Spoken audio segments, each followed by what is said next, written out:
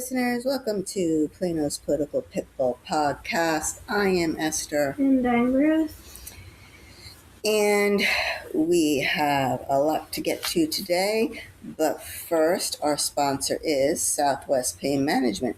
Southwest Pain Management takes care of most chronic pain without pain pills. Their goal is to get you back to doing the things you love. They are also the world's leading long COVID experts. Dr. Groisman sees people from all over the world to treat their long COVID. Southwest Pain Management is in Plano. Please go to their website, reliefbeginshere.com. That's reliefbeginshere.com to see all that they do. So first up is what is going on with the Plano's website. So at the beginning of the week, I went to the city website to watch the latest city council meeting and their preliminary meeting. And something was missing. The Plano TV website had the regular city council meeting, but not the preliminary meeting. In fact, all the past preliminary meetings were gone. I don't know if this is a computer glitch or if it's done on purpose. I checked today. We're recording this on a Friday, and still no preliminary open meeting up on the website. Now, I was able to watch the preliminary open meeting on the city's live YouTube page. However, because it is just a playback of the live stream, a person has to fast forward through the hour when the city council is in executive session. And the only thing that is on the screen is the words council in executive session. And YouTube fast forwarding is not easy. They also... Wait, really? Yeah, really. It's especially the live stream one. It's not like you can click the 10-second button. There is no 10-second button. So I had to pretty much try to fast forward very slowly. Stop. You can use the arrow keys. See, I could use the arrow keys. Yeah, I do it all the time. It fast forwards like about 10 seconds. This would have helped me when I needed it. Well, you didn't say anything. I should have went to a Gen Zer and it would have saved me a lot of time. Yeah, I'm just going right over, having the mouse go over that little red dot and sliding it forward, then stopping, and sliding it forward a little more, stopping again. Oh, okay, still nobody's back. Then sliding forward. And then I see they're back, but then I'm like, okay, did I go too far? So then I have to go back a little bit. Well, you said they're in executive session for like, what, an hour? So. Well, it could be an hour, it could be less than an hour. Oh. I think that's also when they eat the dinner we paid for. Yeah, I'm going to die on that hill. I know you. For those who don't know, the residents of Plano pay for city council's dinner at a whopping $50 a pop. I don't know what they're eating in there. And you won't let it go. And I will not let it go, no. I will not. Anyway, back to the present here. So, also not on the YouTube channel is the agenda. So, on the website, when you watch the feed of the meetings, right next to the video box, you can look at the agenda. So, that helps me, but obviously that's not on YouTube.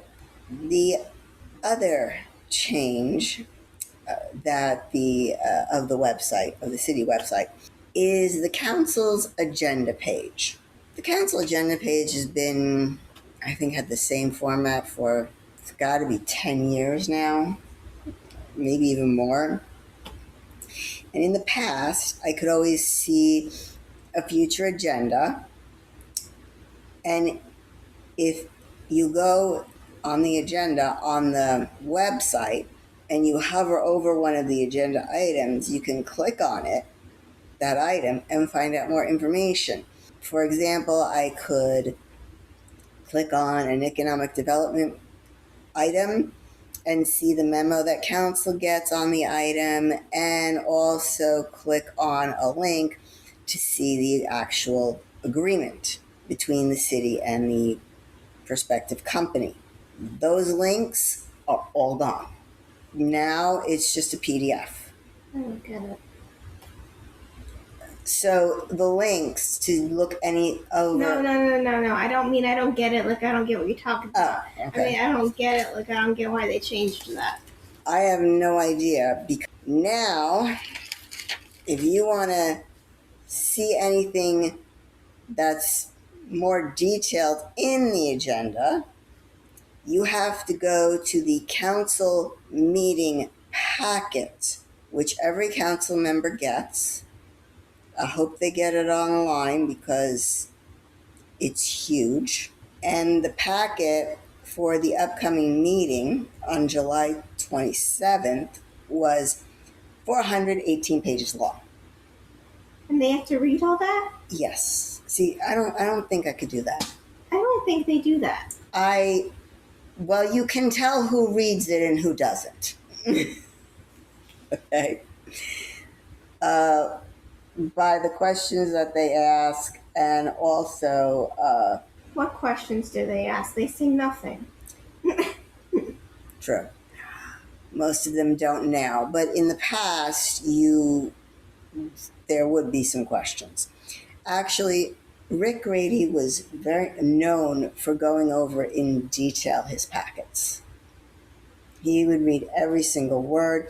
How? He was retired. Oh, okay. He had free time. He didn't have a day job. A lot of other people do, so I don't know. Maybe they just skimmed it. No, he was the type of person, not only would he read it in detail, he would be the person who would say if you had a grammar mistake or a spelling error. Gosh. Yeah. I was bored. I don't know, maybe he was a speed reader. I have no idea. So, yeah. So I had to, for this episode, there were some things on the agenda for the next meeting that I wanted to see in more detail, and I had to actually go and download the 418-page packet, and I had to scroll down all the pages to get to where I wanted to get. They really want to make it as hard as possible. Yes, exactly. And why? Why do they want to make it harder for the residents to get information? If the city council is supposed to be transparent, and yes, we're supposed to be the most transparent city, they are certainly doing everything they can to make it harder and more work for the residents to get any information and keep an eye on Did them. they seriously call us the most transparent city? Because that's a joke. They make a big deal about being transparent. They're about as transparent as crap. I had it and then I lost it. They're as Concrete, No, lead. the stone. Okay. I don't know what I originally wanted to say. I think you get the picture. I got the picture. So, please complain to the city manager and your favorite council member about the lack of transparency on the website. And maybe we can get those preliminary open meetings back up on the city's website to watch on demand and get back the way the agendas used to be set up online. Agendas you probably have an argument for, but the meetings, they'll probably be like, oh, it's on YouTube. It's there. So I need to double check this. But I know for a fact that it is a law that if a city has a website and they have the ability to televise meetings, they are required, on their website, they're required to do it. Now, the only thing I need to check is Is it all the meetings?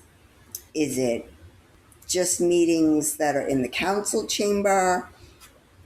Is it only the regular city council meetings? Do they not have to televise the preliminary open meeting? I need to double check that, but city council meetings are required to be on the website if cities have the website and have the ability to do that. Some of these small little towns, they might not have the money to do that. So, but we do, and we have. So we're going backwards, not forwards. And speaking of the next city council meeting, there are some notable things on the consent agenda of the July 27th meeting. First, the consent agenda ran out of the alphabet. Wait, what? Yeah. They got to Z. And then? They had to do A, B, B, C. They got all the way to AK. AK. AK, yes, AK. So it went all the way from A to AK. Me personally, I get to Z, I stop. They can't stop. Maybe your agenda is too long then. Maybe that's giving you a very strong hint. Maybe we should save this for the next meeting. So the first consent agenda item that gave me pause was item B. So item B is for legislative advisory services for a 1-year contract with 4 automatic 1-year renewals to Purple Sage Strategies, LLC, in the estimated annual amount of, get a load of this, $240,000, and to Greenberg Haurig, LLP, in the estimated annual amount of $300,000, and authorizing the city manager to execute all necessary documents. So what the heck are those two things for? In a nutshell, those two entities are a lobbying group. And why are we giving them 4 years of renewals automatically? What if they do a sucky job? What if we don't like the job they did? Too bad. We have a contract that says we get 4 years. So automatically. This is basically what a lot of people complain about. It's called taxpayer-funded lobbying. A lot of cities do this. Actually, all cities do this, unless you're really small and don't have the money. They pay an outside firm, lobby group, to go and lobby our legislatures, usually to the detriment of the citizens. When any property tax reduction bill comes to the legislature, guess who's there? The lobbyists. Mm-hmm. Now, personally, I think this is abhorrent. It's disgusting. Part of a job of your city council or your school board or your commissioner's court is to work with the representatives in the state of your district. So you should be able to call, like, for example, our county commissioner, Chris Hill, the judge of the court. He should be able to call Matt Shaheen anytime He has his number. All commissioners and everything should have their reps' numbers. It is part of a mayor's job and a city council's job to do that. That means going down to Austin. That meaning talking to the reps, calling them on the phone, having meetings with them. Yeah, is it time consuming? Sure. But that's part of the job, and if you don't have time to do it, then you shouldn't be running for office on the local level. I remember seeing one woman who's a school board trustee, and that was her complaint. She's like, well, I work full time, plus I'm a board of trustee, plus I'm a mother with children, and I just don't have the time to come down here, even though she was doing that. She was down in Austin lobbying them not to take away the taxpayer-funded lobbying. I will say Chris Hill, he went down there and he said for that bill to ban taxpayer-funded lobbying, he said, I don't need an outside firm. I have access to my reps. I have Matt Shaheen's number. I have Angela Paxson's number. I can talk to them. That's part of my job. Why is taxpayer lobbying a thing? Probably because cities and taxing entities don't want to do it. So they hire these so-called experts who live in Austin. This is their full-time job, and this is what they do. They schmooze with the politicians, and they get paid a lot of money to be experts in their field. Usually somebody will be an expert in healthcare, somebody else will be an expert in government affairs, whatever the case may be. And they'll go down and they'll say why they need something or why this bill is bad.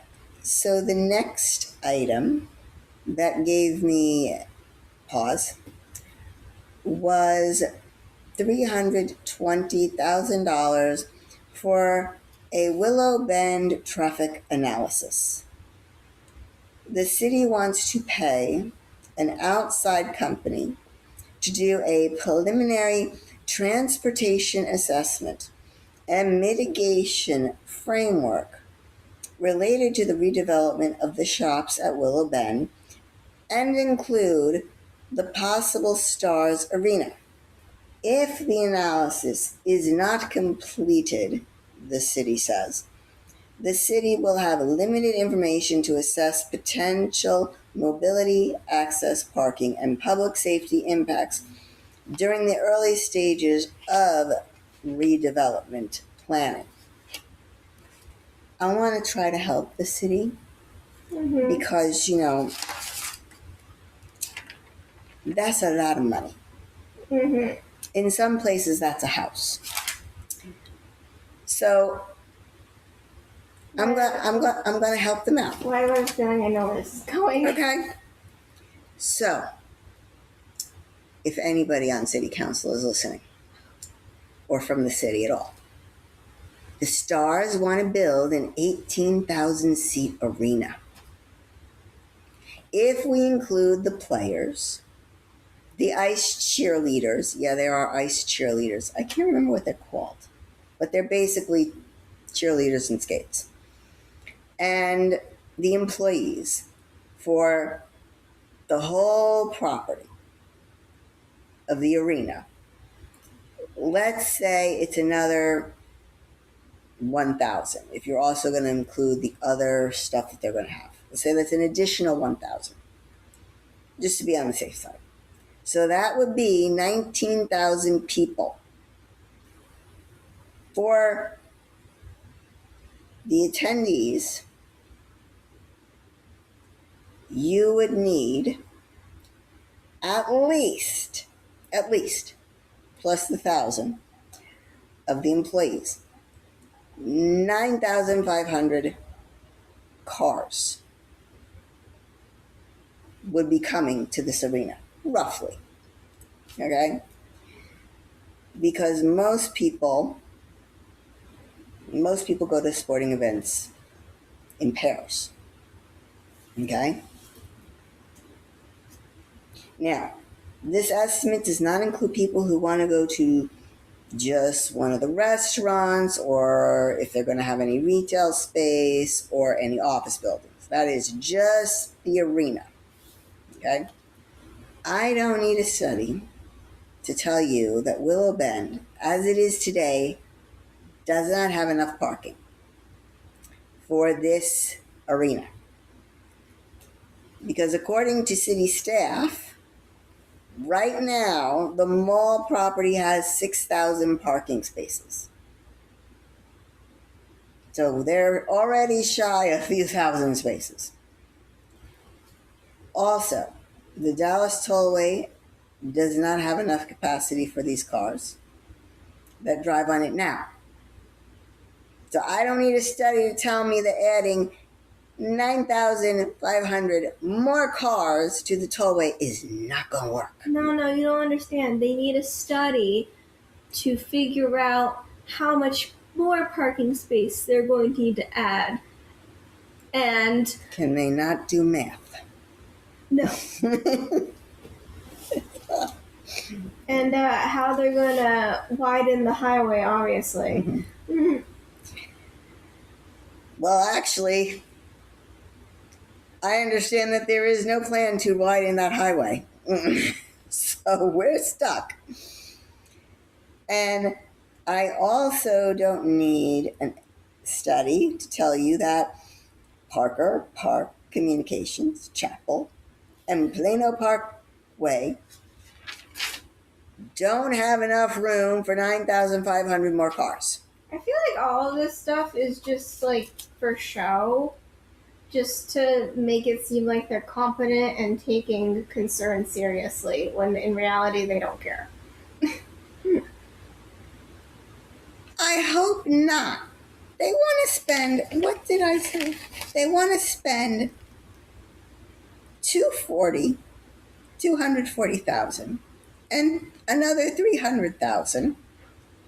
So that's $540,000, over $500,000 on a study, and you think that this is just for show? Yeah. I don't feel like they actually care. So that if they come back and say, yeah, they've got to build another parking garage, and right now you don't have enough room on the highway, you think they're just going to ignore that? Yeah. Mm-hmm. They're just set on this. Yeah. Whatever quote-unquote setback comes their way, they're going to just steamroll through it. Oh, boy. I'm being very pessimistic in this. I can see that. You most certainly are. They've given me no reason to trust them. No, they haven't. No. So we are going to have a lot more cars, not only on Dallas North Tollway, but also on our city streets. I mean, clearly they don't care about traffic with all the apartments they squeeze in around Plano. They do not care about the influx of traffic. Oh, and I got news for you. They really don't care about more cars on the road, because Daisy Brand LLC wants to come to Plano. Of course they do. Now, if that name sounds familiar to you, it is because they are the makers of Daisy Sour Cream and Daisy Cottage Cheese. Yummy. They currently have their headquarters in Dallas, and they want to move here. Why is everyone moving from Dallas to Plano? Beats the heck out of me. It's just that good. It's just that good. Maybe are we going over there or to companies and saying to them, hey, you want to come to Plano? We'll give you money to move. Do you think they're pilfering them? I'm beginning to wonder that. Dallas mayor is getting really mad at us. Maybe Plano is just that awesome that everyone wants to come here. Well, that's what the council thinks. But I'm beginning to wonder, and I think the mayor is beginning to wonder, because there's some shady business going on. Yes, he was very mad at a council meeting in Dallas when he found out that they might lose the stars, and I think he said something to the effect of, "The wolf is not in this room. The wolf is up north, just north of us." We are not going to be liked by our neighbors. Oh no. Not going to be liked by our neighbors. But karma has a way of biting you in the proverbial tuchus. And one day, Frisco and Allen and McKinney are going to come and start pilfering the businesses that are here in Plano. Mark my words. Karma will come. So, of course, the company that makes sour cream that I may no longer be buying. No. I live for that sour cream. Put your money where your mouth is. Hey, Breakstone is very good too. Okay? There's some good alternative sour creams. I'm just being overdramatic. All right. So no, they can't just come here on their own. Gosh forbid that. Can't have that. You can't just say, oh, they want to come here. How nice. We welcome you. Here's a nice fruit basket. No. So. Yeah, they're coming here for the perks. Exactly. So item AB on the consent agenda is an economic development deal for Daisy. So, little information on the company. It is a private company and it is family owned. Still, it's an old company. It goes back to the early 1900s. However, because it is not a publicly traded company on the stock exchange, getting a evaluation of how much the company is worth or any financials is a little difficult and are basically estimates. So baseline revenues for the company is $308 million annually. Or no, 308 million annual dollar sales. Okay? That is a lot of sour cream and cottage cheese. They're a popular brand. They are. And for good reason. It's good. So they make a revenue of $308 million annually, and the sales, the actual total sale numbers, is $800 million. Wow. Yeah. Like I said, it's a lot of sour cream and cottage cheese. A conservative valuation of the company is 500 to 800 million intrinsic worth. No, I'm sorry. Let me try that again. A conservative valuation, the value of the company, is $500 to $800 million. $500 million to $800 million. Intrinsic worth is between 1 to 2 billion, and the CEO's worth is unknown. Again, private company. So, the deal. Daisy agrees to occupy a minimum of 54,498 square feet of office space at 5850 Granite Parkway in Plano, and construct or cause to construct real property improvements with a minimum capital investment of $10 million by December 31st, 2027. It's a lot of money. So, what does Daisy get in return? What? They get $500,000 from the citizens of Plano,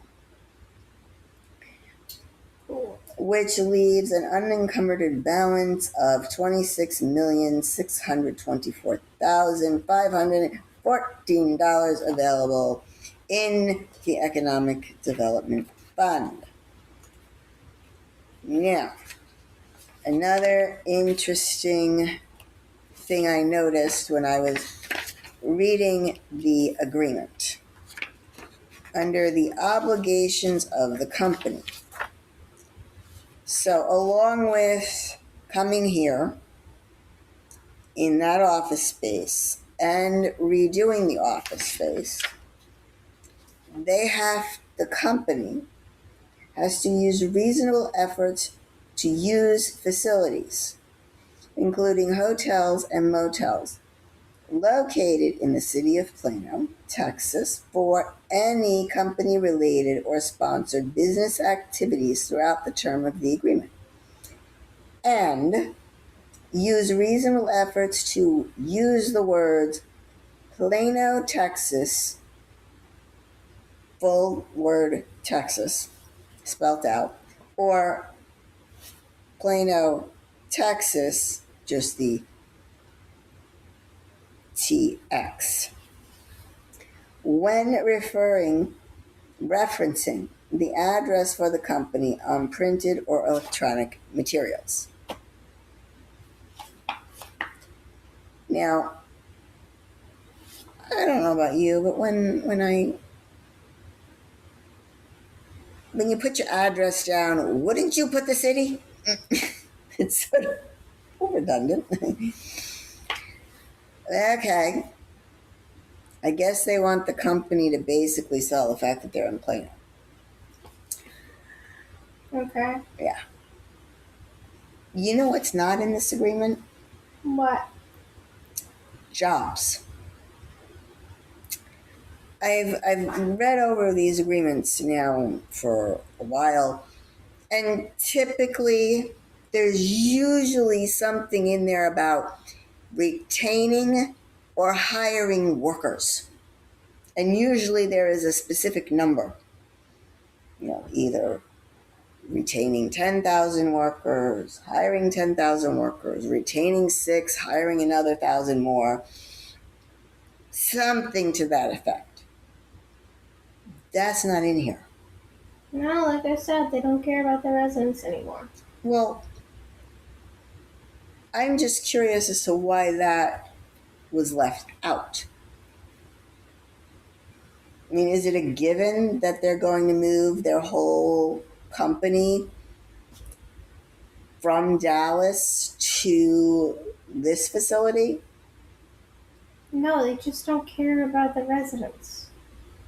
Well, obviously, because we don't know how many numbers of employees they're going to be shuffling over here. Now,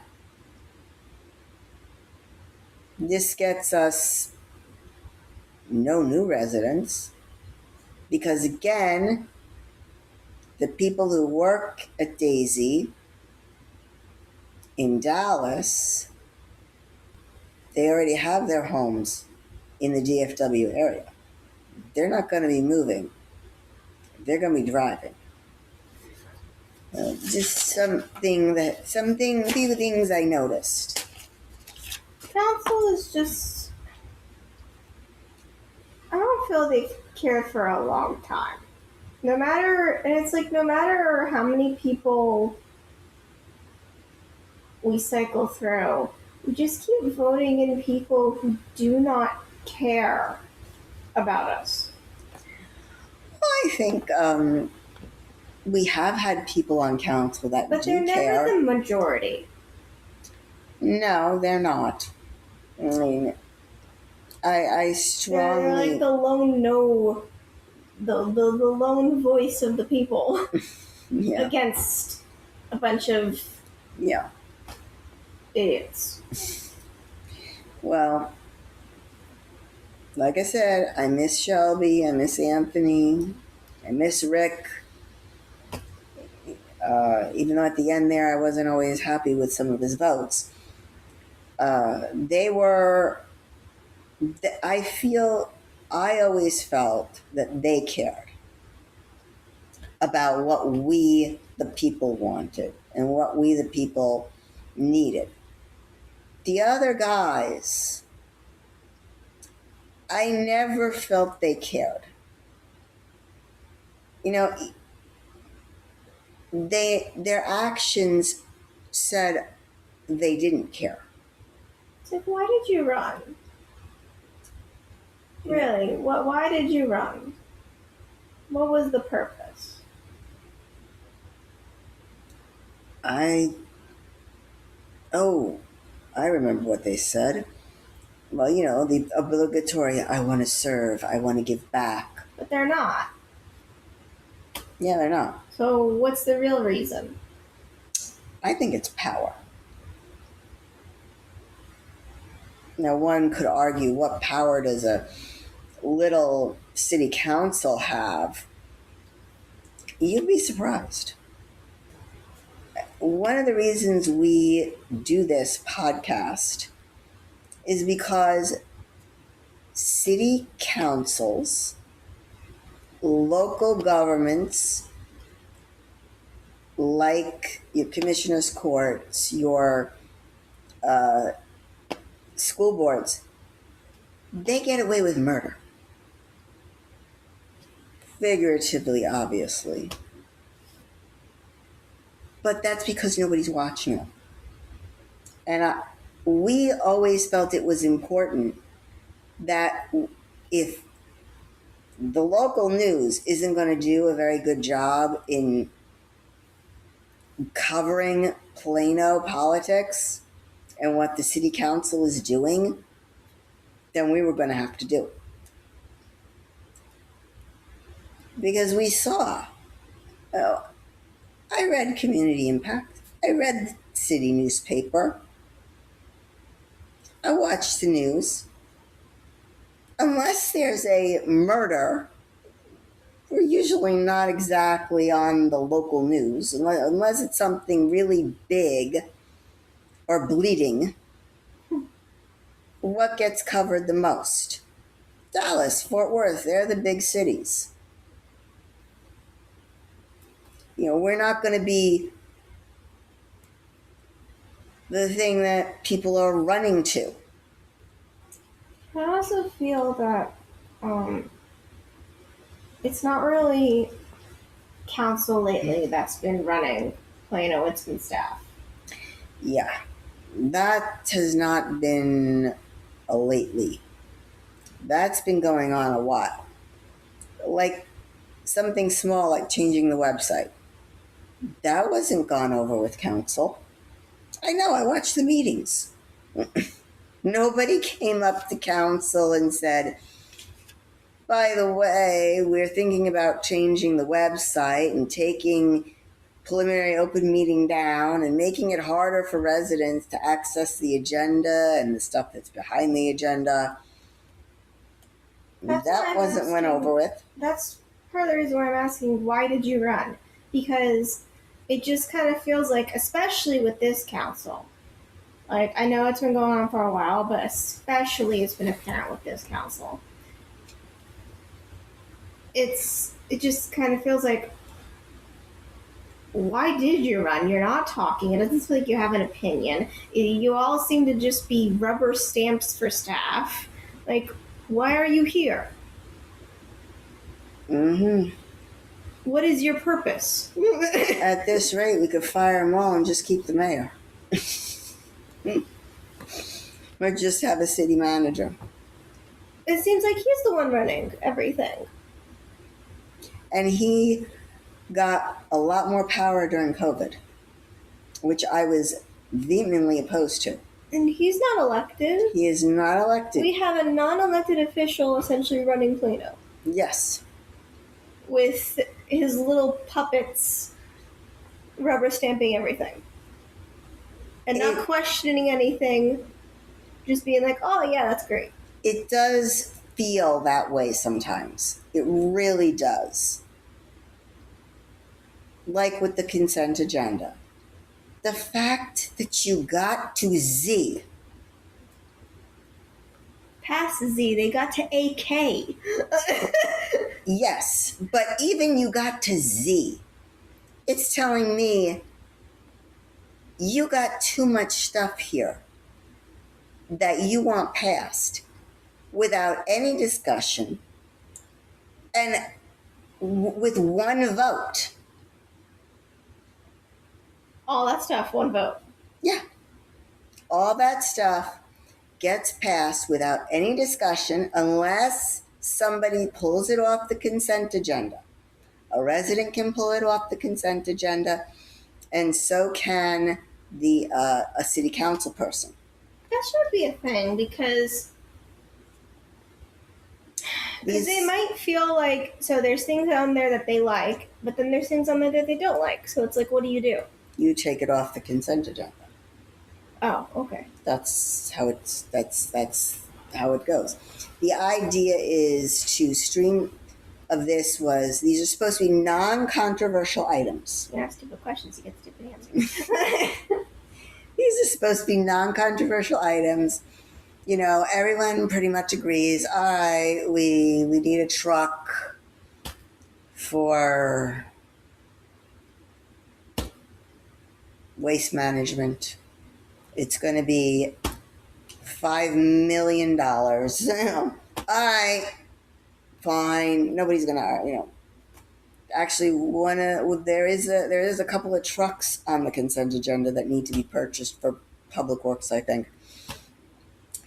And they're on there, and they're on the consent agenda. Because is that controversial? Well, I would want to know, how old are the trucks that you want to replace? Why do you want to replace them? Are they broken down? Are they no good anymore? Have they reached their lifespan? Honestly, anything can be controversial if you try hard enough. Yes. Yes. But most of the items that are on the consent agenda are supposed to be in the budget already. So, but they still got to bring them for a vote. So, except I don't think the traffic study was in the budget for Willow Bend. That isn't. Do you think anyone in council is going to want anything removed from the consent agenda? I have no idea. I'd be shocked. From that monstrosity? I don't think so. Not if they want to get out of there. That's another thing. Sometimes I get the feeling that they just want to go home. They want to get in, vote, and go home. Again, why did you run? I do get that feeling. And some residents get that feeling. I'm not alone in this feeling. I legitimately want to know. I keep saying it over and over. I'm going to say it again. Why did you run? It feels like you don't want to be there. It feels like you don't care about the residents. It feels like you are just a yes man. Why are you there? Why did you run? That is a good question. You know, they are asked, why do you want this job when they're running? And they give the polished, politician answer. Well, I want to give back to my community. Plano is such a great place, and I want to help make it better. I don't want to hear somebody say, I want to clean up the freaking mess.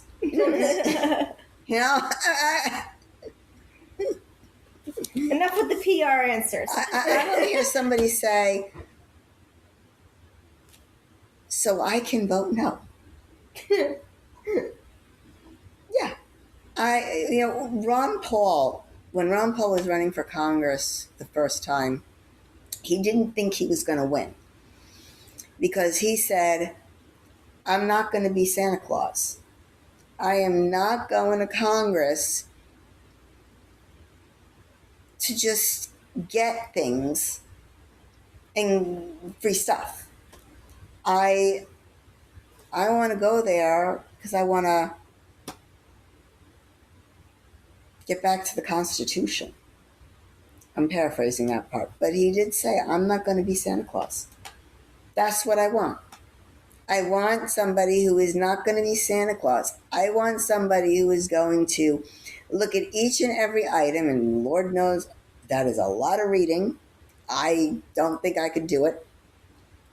And you're not running. It's basically reading War and Peace every 2 weeks. I want them to go there, read everything, ask lots of questions, which I know the city attorney doesn't want questions. Questions scare him. To her. Her. Sorry. Questions scare her. Yeah. Anthony Ricciardelli was great at that. He said, I am the man of questions. He's the man of many questions. But that's what we need. We need a person to say, why do you want to do this? Why do we need to spend that much money on something? It doesn't mean it's not a good idea, but you just want more details. Yes. Be more thorough. How do you plan on doing this? Where? Ask the who, what, where, when, and why questions. And how. And how, yes. The how is actually very important.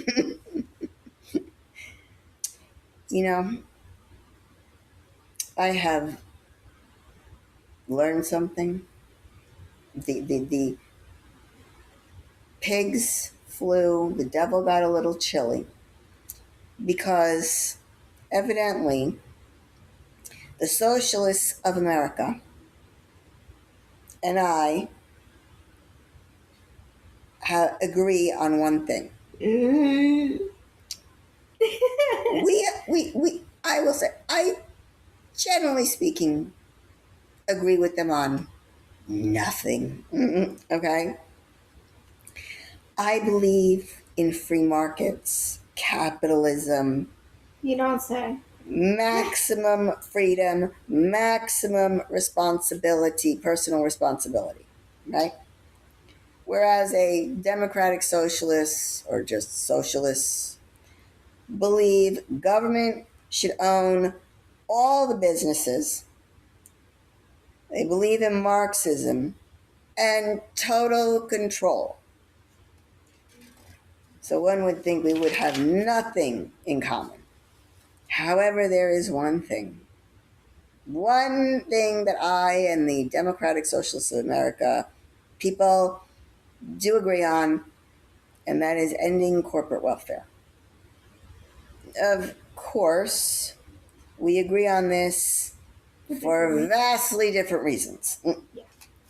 I think individuals who own businesses should be free to succeed or fail on their own, while socialists believe individuals should not be allowed to own businesses.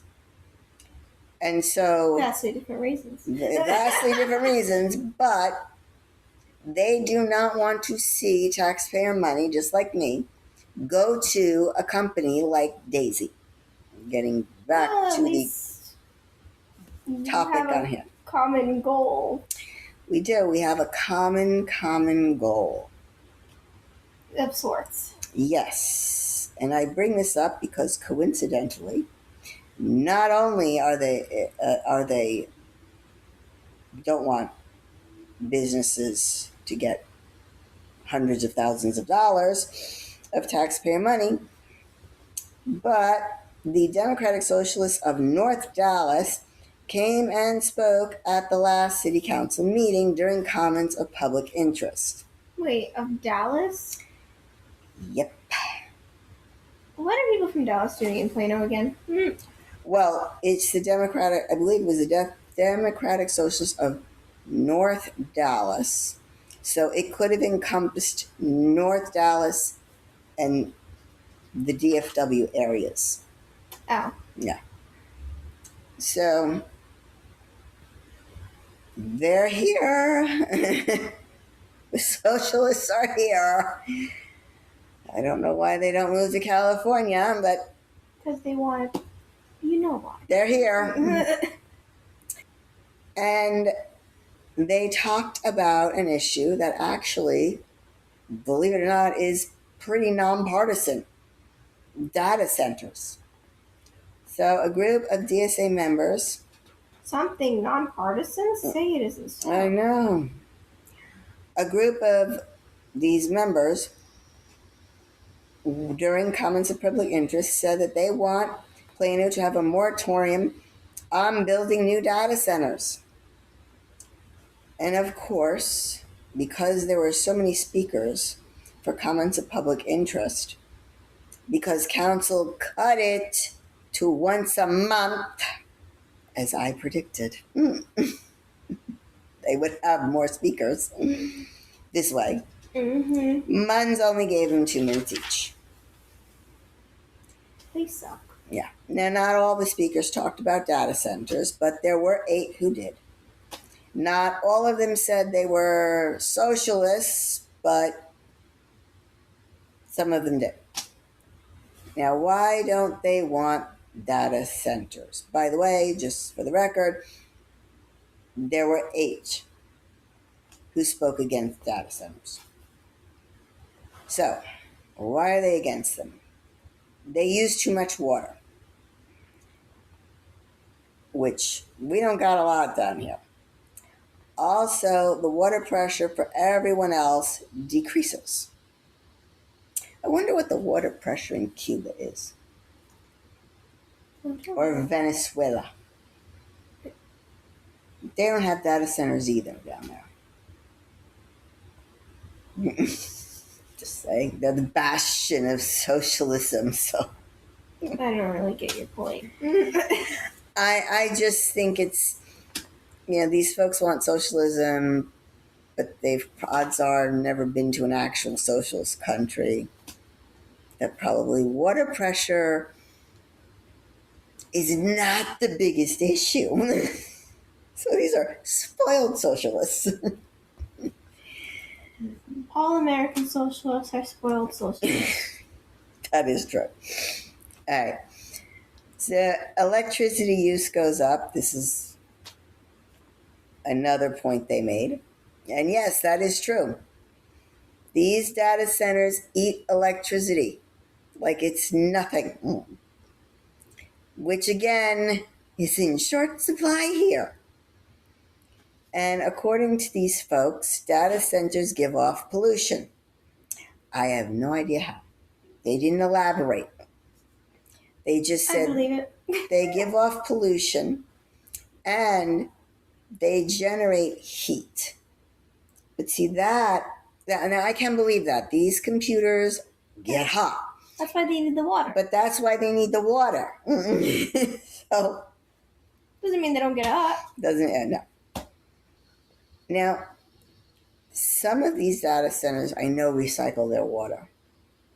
Or they use what's called non-palatable water. So water that people can't drink. That's good. But unless they're going to supply their own grid, they're going to use our electricity. These data centers, they're like a plague. Like the things that people are using AI for. I know not everybody uses AI for stupid stuff, but a lot of people are using it for stupid stuff. Mm-hmm. It's just such a waste. It's like we lost water for somebody to make an AI cat video. Like, was that needed? AI cat video caused us to lose water. How hot does that make something? I mean, how much power does that recreate? It's just one example. This is not my area. Okay, I don't know a thing about these things. All right, I'm very limited. I know. I know that they're not just doing AI stuff. I mean, they house the internet.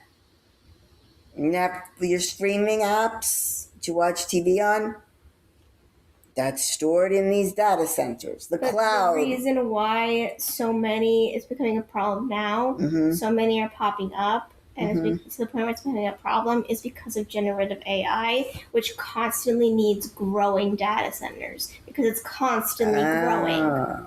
That's why I said it's like a plague. They're just going to keep popping up. I see. And spreading.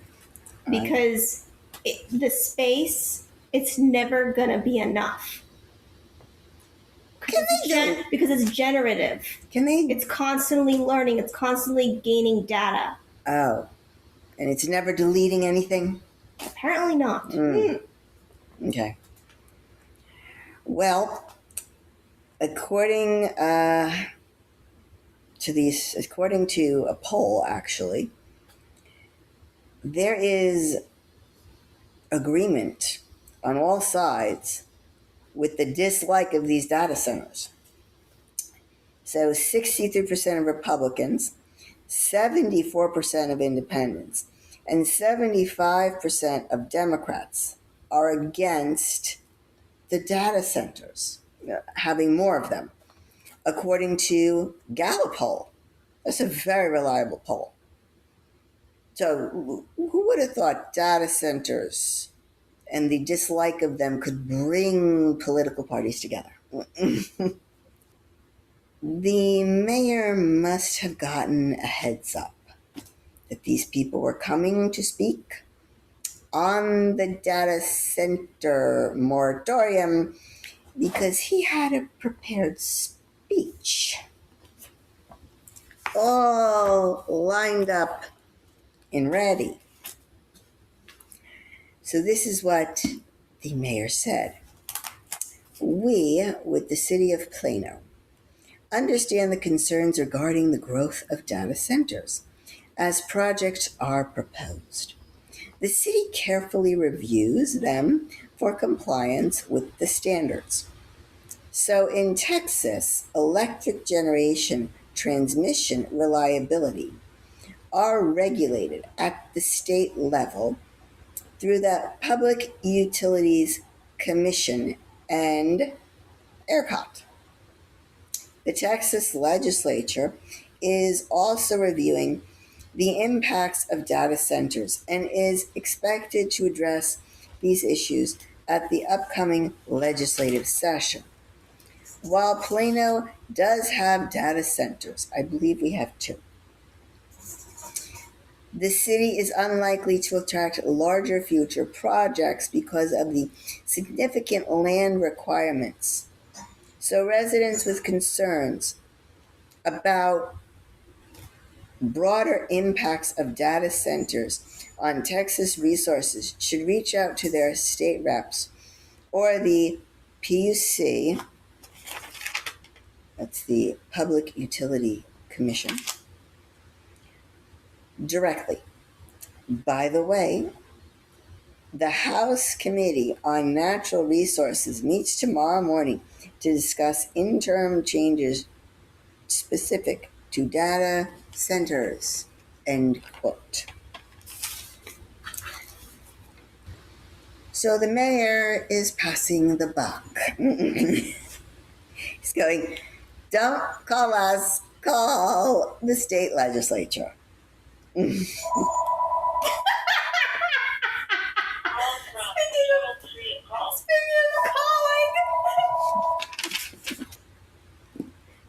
we done? On to our very important doggy. Thor. Yeah, poor Thor. Oh, poor baby. He's not doing well here, folks. How many weeks has it been? I can't remember at this point. Weeks. Oh, no. It's been like months. Poor baby. I feel like he's been the dog all summer. He has. I think he has. Oh, all right. Well, Thor is a very friendly boy who, I don't know, is probably 2 or probably at this point 3 years of age. Although I'm pretty sure they hadn't changed that yet on the site, right? They're still saying he's 2. It's an estimate. Okay, 2, 3, around there. He's very playful with children.